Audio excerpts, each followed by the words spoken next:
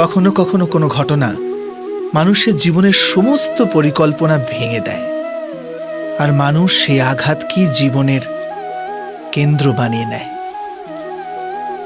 কিন্তু ভবিষ্যৎ কি মানুষের পরিকল্পনার আধারে নির্মিত হয়? না। যেভাবে কোনো উঁচু পর্বতে যে ব্যক্তি সর্বপ্রথম চড়ে, সেই পর্বতের পাদদেশে বসে সে যা পরিকল্পনা করে, সেই পরিকল্পনায় কি তাকে পর্বতের শিখরে পৌঁছে দিতে পারে? না। বাস্তবে সে ব্যক্তি যত উপরে ওঠে তত নিত্য নতুন পরীক্ষা, নতুন বিড়ম্বনা, নতুন ধরনের অবরোধের সম্মুখীন হয়। প্রত্যেক পদে তার পরবর্তী পদক্ষেপ ঠিক করতে হয়, প্রত্যেক পদে তাকে পরিকল্পনা বদলাতে হয়। না হলে যদি পুরাতন পরিকল্পনা তাকে খাদের দিকে ঠেলে দেয়, সে পর্বতকে নিজের যোগ্য করে তুলতে পারে না, কেবল নিজেকে পর্বতের যোগ্য করার চেষ্টা করতে পারে।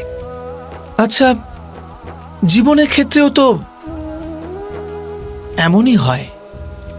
যখন মানুষ তার জীবনের কোনো একটি বাধা, কোনো একটি অবরোধকে জীবনের কেন্দ্র বানিয়ে নেয়, নিজের জীবনের গতি থামিয়ে দেয়, তখন সে তার জীবনে সফল হতে পারে না সুখ আর শান্তি প্রাপ্ত করতে।